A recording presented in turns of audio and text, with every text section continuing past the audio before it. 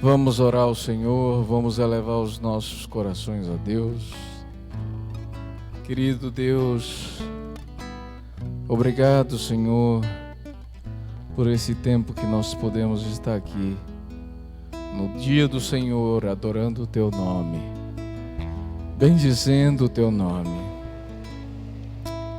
Vem, Santo Espírito de Deus, fazer cumprir em nós a Tua vontade.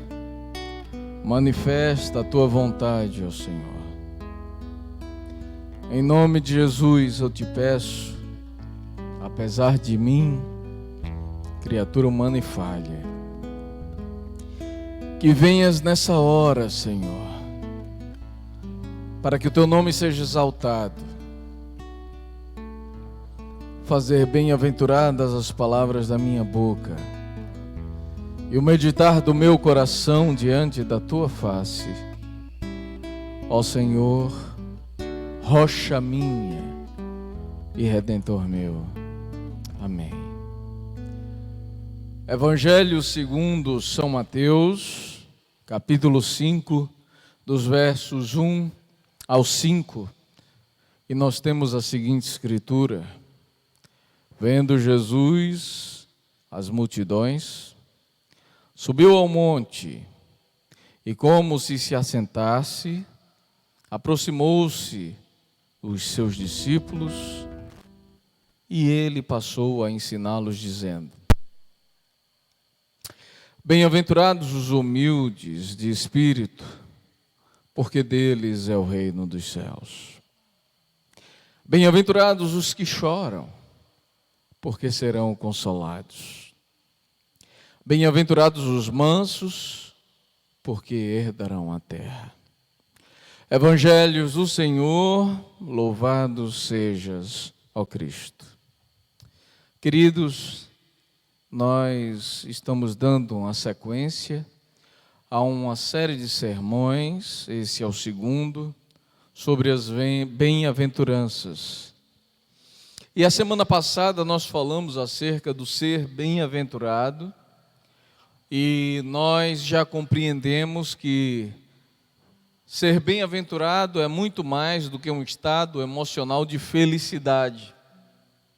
Ser bem-aventurado é ser mais do que feliz. É um estado do ser. E quando alguém é bem-aventurado, essa é uma pessoa que alcançou um estado de vida aprovado pelo Senhor. Um estado de vida na presença do Senhor. É uma felicidade que nós temos, não pelos momentos, pelas circunstâncias, mas é uma felicidade que nós temos apesar delas, e na certeza de que nós teremos um desfecho feliz por tudo aquilo que Jesus já fez por nós na cruz. Então, ser bem-aventurado é viver essa vida plena no Senhor, é alcançar esse estado de graça que nós, por nós mesmos, não alcançamos, mas vem da parte do Senhor. E Jesus aqui, ele começa então a falar das bem-aventuranças, e nós vamos estar dividindo de 3 em 3, e nessa primeira tríade, essas primeiras 3 bem-aventuranças, nós percebemos uma coisa, que bem-aventurado é aquele que consegue olhar para si mesmo. É uma olhada para dentro de si. É aquele que faz o exercício da introspecção. É aquele que está atento ao ser, a quem ele é de fato. E Jesus, ele começa falando que bem-aventurado, ou bem-aventurados, são os humildes de espírito, Esses são bem-aventurados. A nossa sociedade, o nosso país, aliás, a América Latina, de modo geral, ela foi muito influenciada por um pensamento teológico que é conhecido como teologia da teologia da libertação. É porque é tanta teologia da prosperidade hoje em dia que só a graça, misericórdia. Teologia da libertação. E essa dá um enfoque todo especial, ela concentra toda a sua energia em focar aquele que é desprovido de bens. Aquela pessoa que dispõe de muitos ou quase nenhum recurso financeiro. E aí acaba fazendo uma leitura desse texto como que bem-aventurados são aqueles que são pobres financeiramente. No entanto, não é a respeito disso que Jesus ele está falando. Não. Bem-aventurados os humildes de espírito. Nós vamos perceber que São Lucas, por exemplo, ele não coloca essa expressão humildes de espírito. Mas lá na frente, São Lucas, ele vai dizer: bem-aventurados sois vós, os pobres, fazendo uma relação direta com os discípulos de Jesus e não diretamente com as pessoas que não tinham recursos financeiros, não diretamente com as pessoas que precisavam do bem material. O apóstolo Paulo, na sua carta aos Romanos, no capítulo 9, nos versos 30 e 31, diz assim: que diremos, pois? Que os gentios que não buscavam a justificação vieram a alcançá-la. Todavia, a que decorre da fé, Israel, que buscava a lei de justiça, não chegou a atingir essa lei. Por quê? Porque não decorreu da fé, e sim como que das obras. Tropeçaram na pedra de tropeço, como está escrito: eis que ponho em Sião uma pedra de tropeço e rocha de escândalo, e aquele que nela crê não será confundido. Olha que coisa. Então, São Paulo aqui nos apresenta Israel e o povo gentil. Quem são os gentios? Aquele que não tem nascimento judeu. E ele diz que os judeus, eles não procuravam a justificação, mas eles alcançaram. Como? Pela fé. Que fé? Em Jesus, na pedra angular, na pedra que foi posta em Sião, na pedra que para muitos foi feita de tropeço, mas que ele diz que todo que nela crê não é confundido. Não há confusão. Mas o povo de Israel, muito embora buscando a lei da justiça, não alcançaram. Porque entenderam que era por mérito pessoal, porque entenderam que era pelas suas ações, pelos seus feitos, pela receita do bolo, que estava pré-determinada, por fazer algo, e não alcançaram, porque não vinha da fé, mas da obra pessoal. E se é obra sua a salvação, esvazia-se o mérito de Jesus na cruz por mim e por você. Da mesma sorte, o que Jesus ele está dizendo não é que é pela humildade do não ter, mas do perceber-se carente, deficiente espiritualmente, do perceber que é necessário fazer essa autoanálise e olhar para dentro de si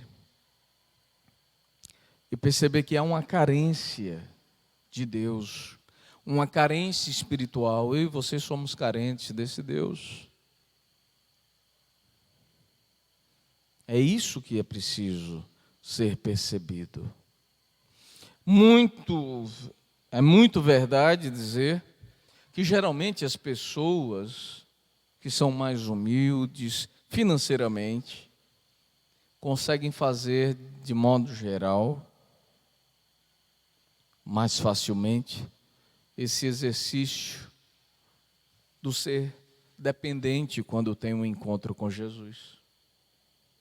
Mas não é verdade dizer que nenhum daqueles que têm uma vida mais abastada,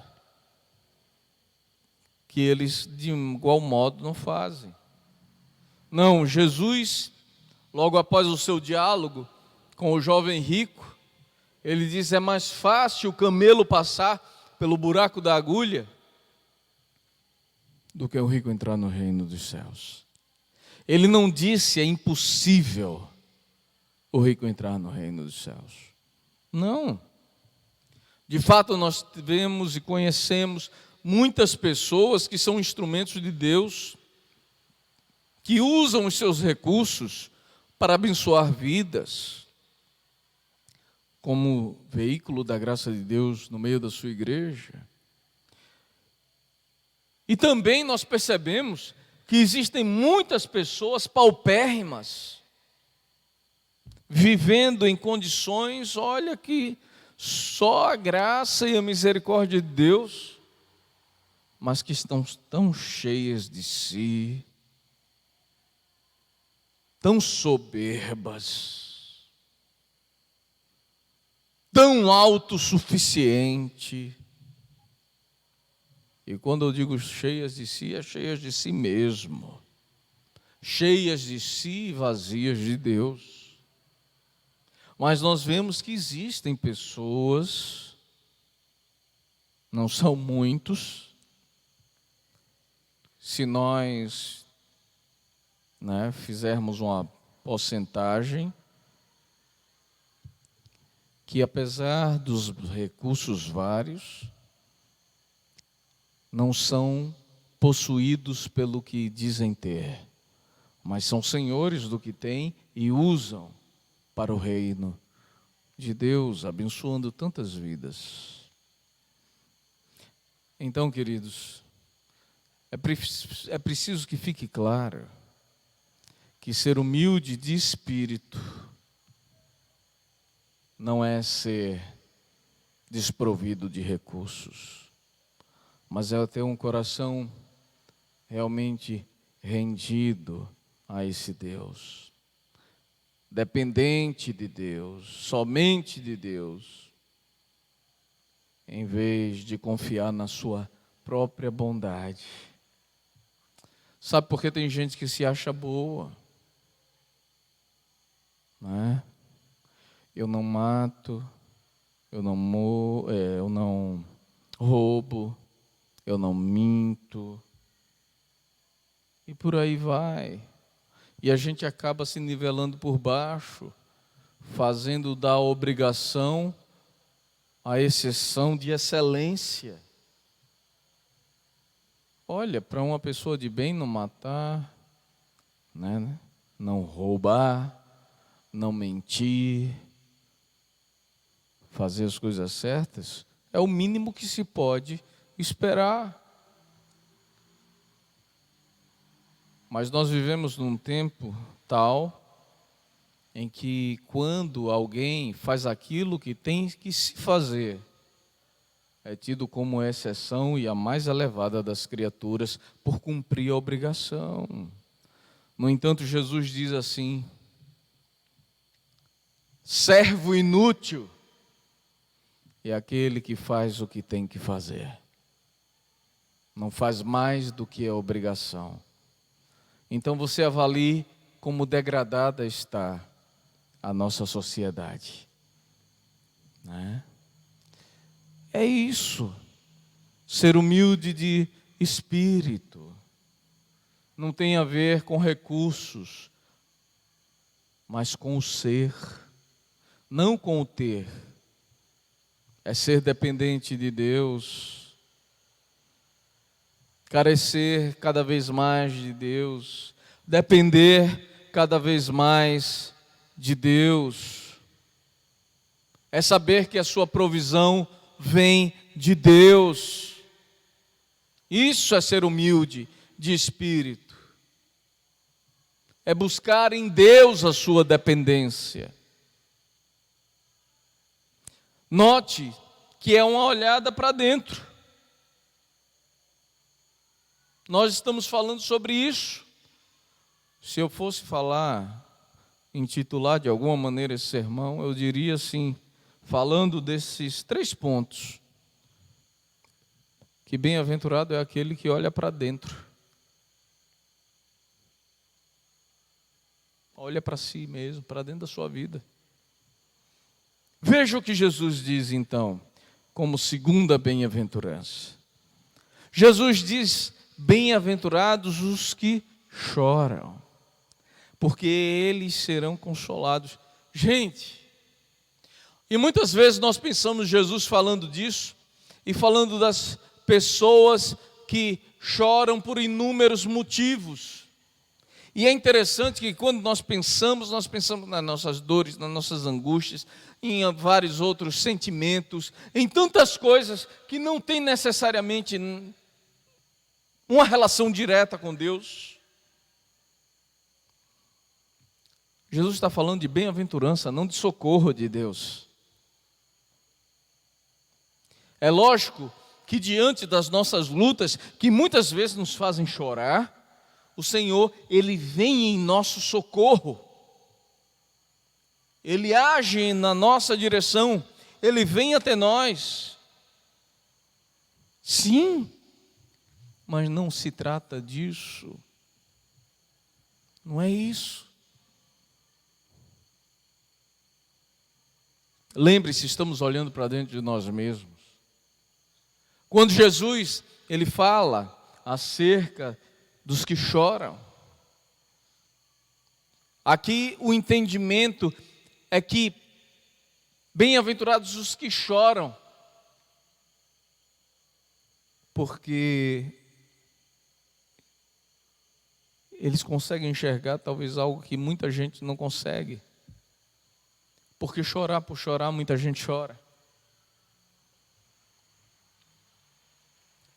Muita gente chora por motivos, às vezes até fúteis. Aliás, nesse nosso tempo se choraminga por tudo. Nesse tempo de pessoas que não sabem lidar com frustrações. Ou você nunca viu uma criança que chora por qualquer besteira, ao que os pais dizem, está chorando sem motivo, né? Você nunca percebeu? E quantas vezes, ainda que adultos formados, não agimos da mesma maneira que crianças, numa espiritualidade infantil, né? Então,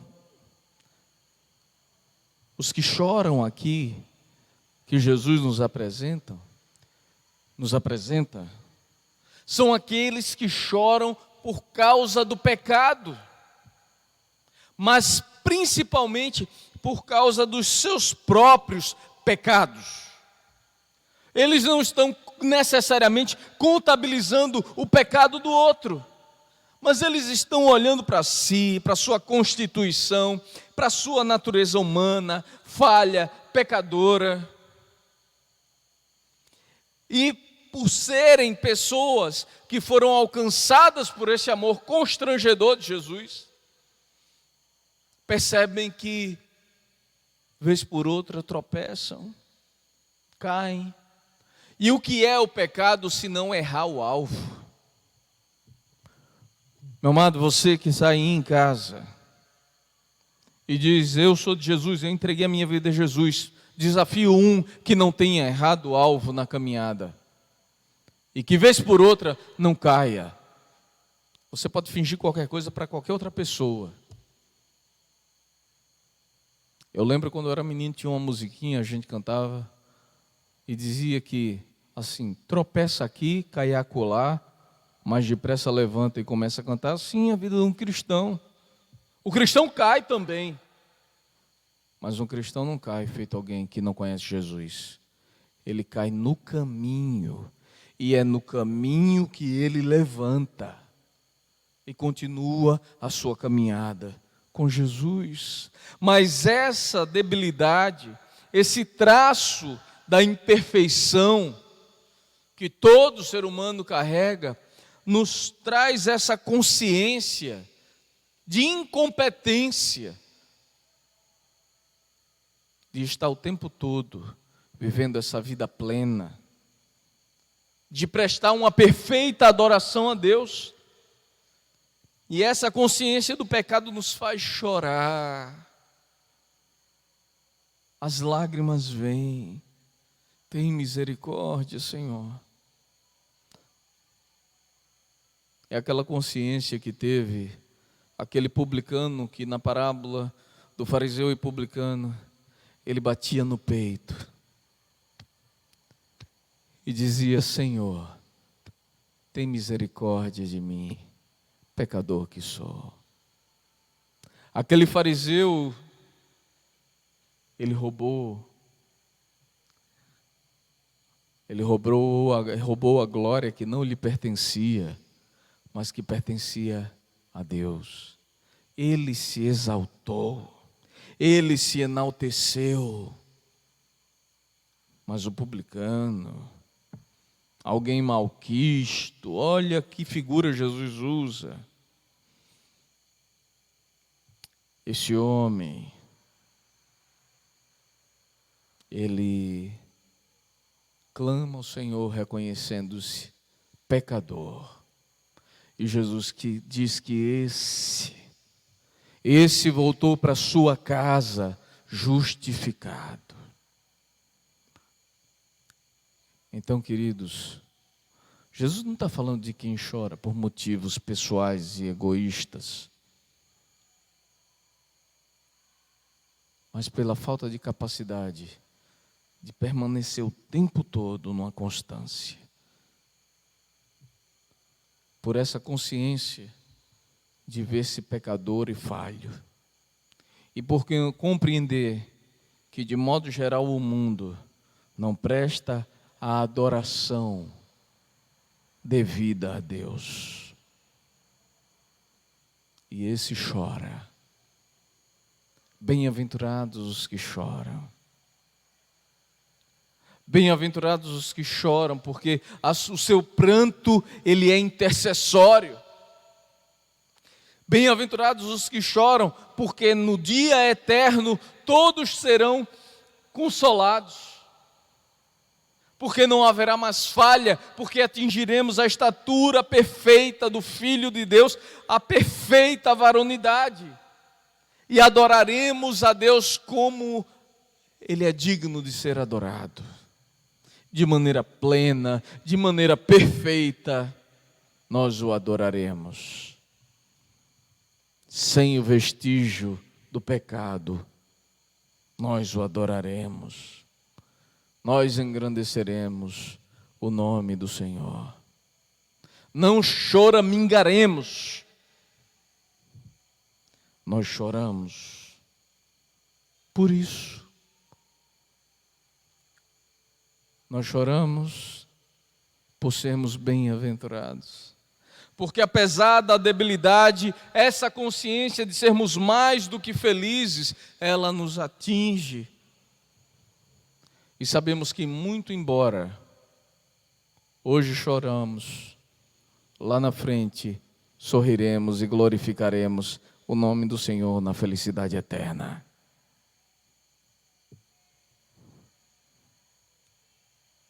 É isso, é disso que se trata.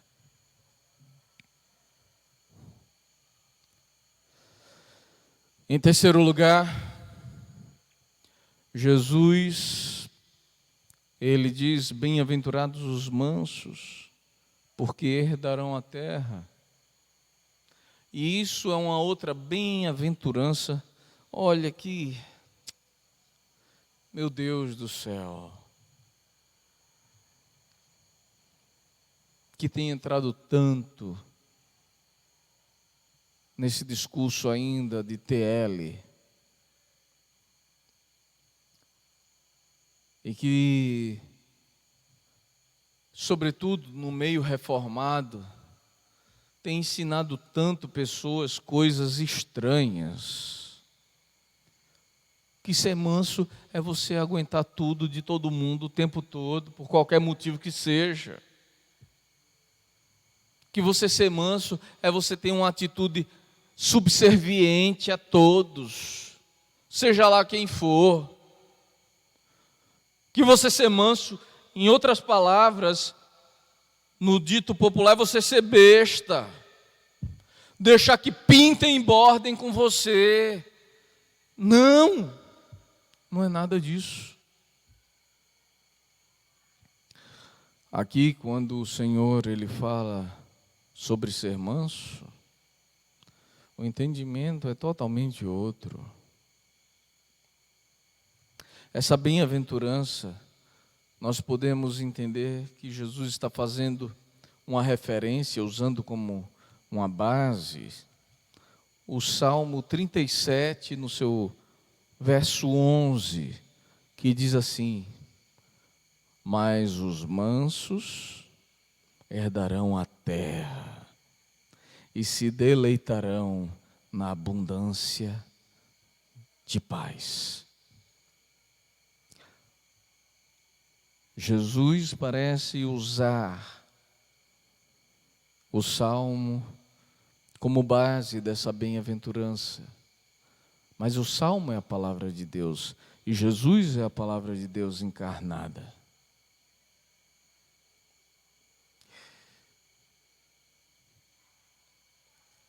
Não tem a ver com você simplesmente suportar qualquer coisa, injustiça, que seja lá qual for.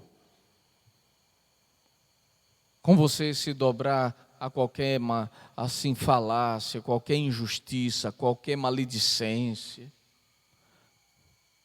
Não. Ser manso é você ter uma atitude humilde e devotada a Deus, subserviente a Deus. A gente não quer ser subserviente, a gente não quer ser submisso a ninguém.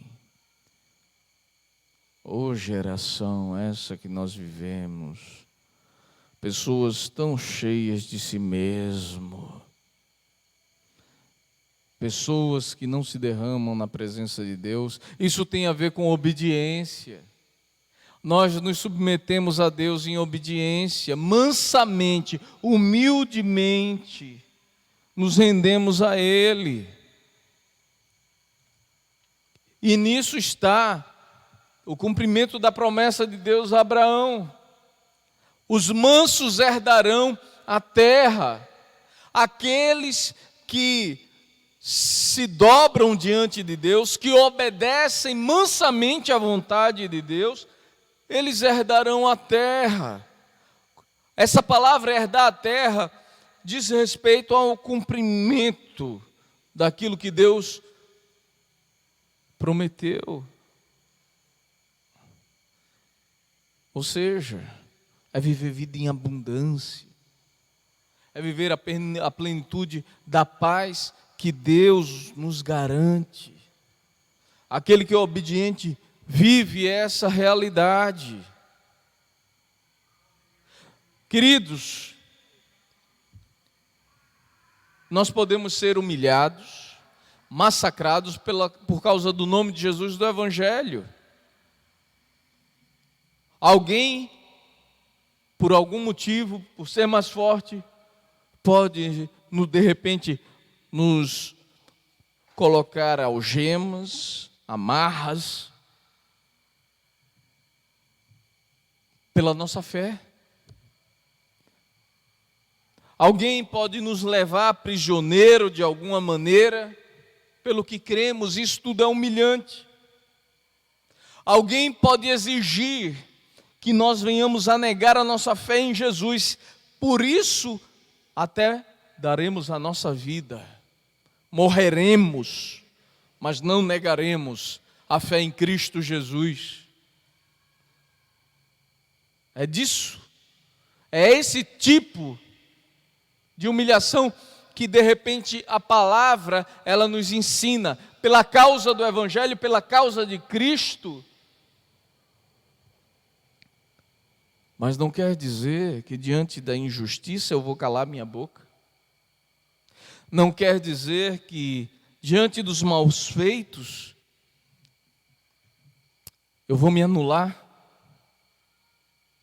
Não quer dizer que de repente, diante da violência contra mim lançada, eu vou perder toda a minha autopreservação e não vá me defender, não vá defender o outro, que mais fraco necessita de alguém que defenda e proteja e vença o mais forte. Não é disso que se trata. Não. Mas é de ter essa vida mansa e submissa ao Senhor, entregue a Ele. Então nós podemos dizer, queridos,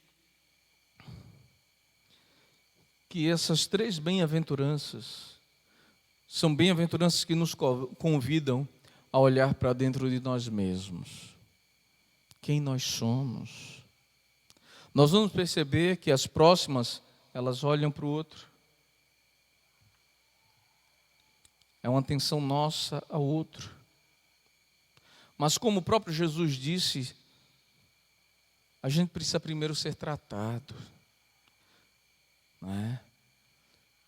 Tira a trave que está no teu olho, para quem possa então ir até o irmão dizer: querido irmão, tem um cisco, ajuda-me a tirá-la.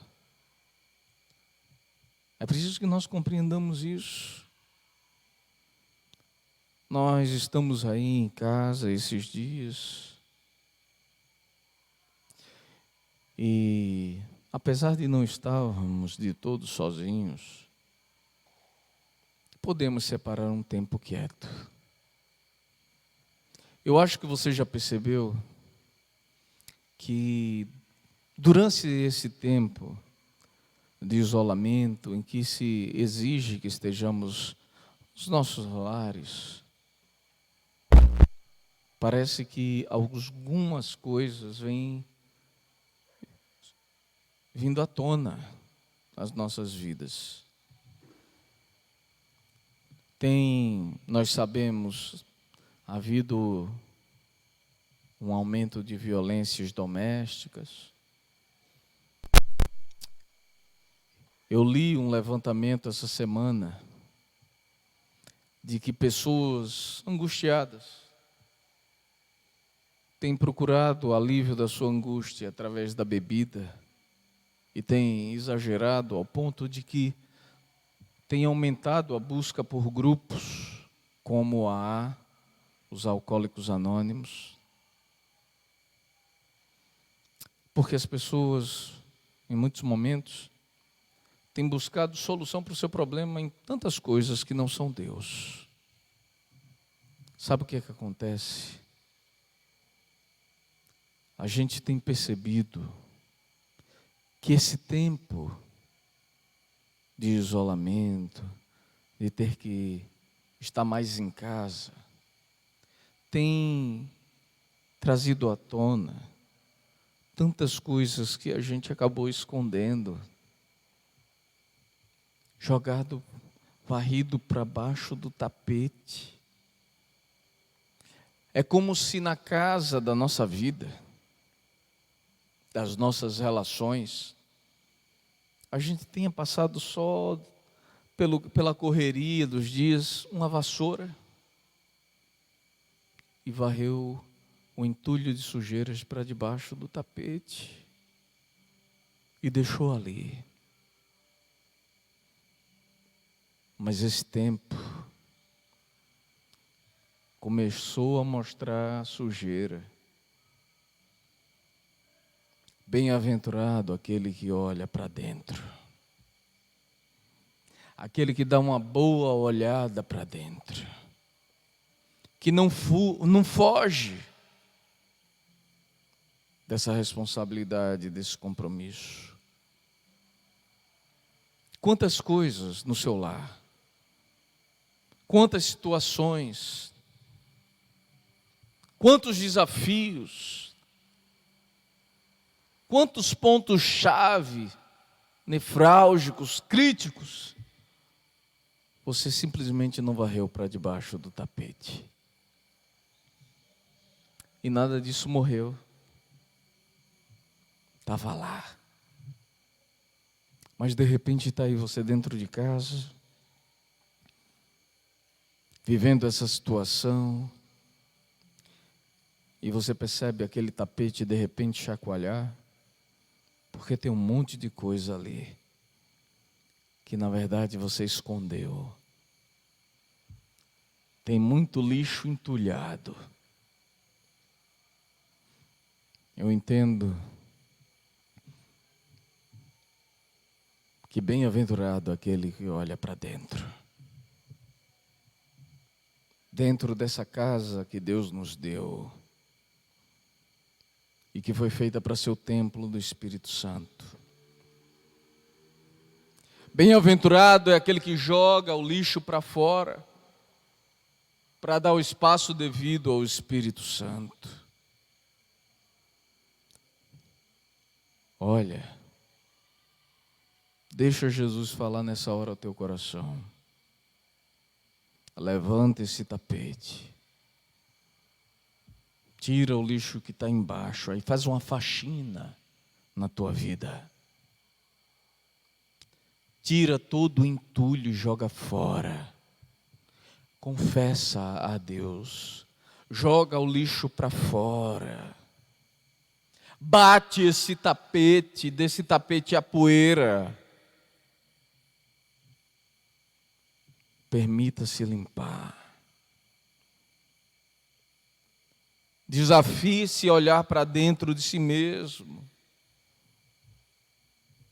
Eu digo aos cônjuges, que vocês possam se olhar nos olhos. Que vocês possam, franca e abertamente, em amor e em nome de Jesus, movidos pelo Espírito Santo, dialogar sobre tantas coisas que vocês varreram para debaixo do tapete. Aos filhos que se submetam aos seus pais, que escutem a sua instrução. Escuta, filho, a instrução do teu pai e não saias do ensino da tua mãe. Provérbio já nos ensina isso. Joga o lixo para fora. Olha para dentro de si mesmo.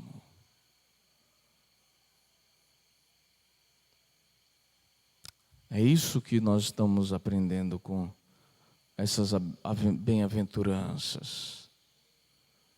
Seja mais do que feliz por aquele que te amou. Vamos fazer uma faxina na nossa vida. Olha, compreenda isso.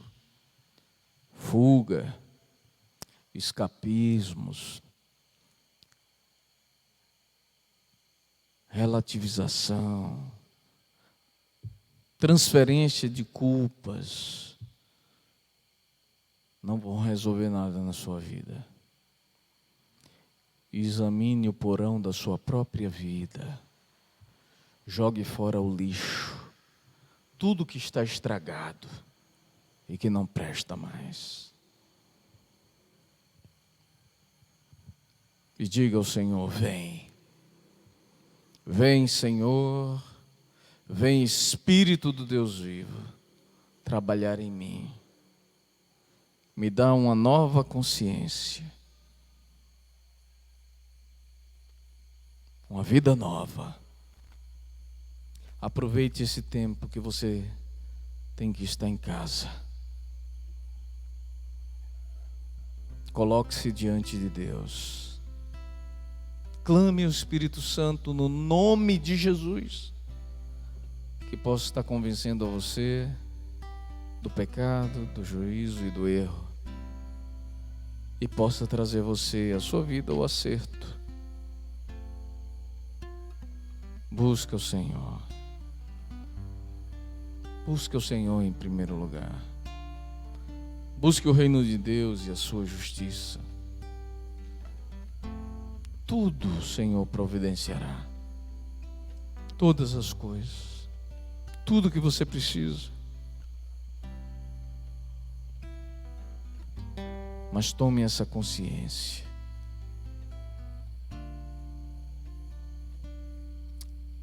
Bem-aventurado você é quando consegue fazer uma análise da sua própria vida. Quando você consegue ter autocrítica, sobretudo dirigido pelo Espírito Santo. Bem-aventurado você é quando você olha para dentro, lembrando, bem-aventurado é mais do que feliz. Que Deus os abençoe. Louvemos ao Senhor.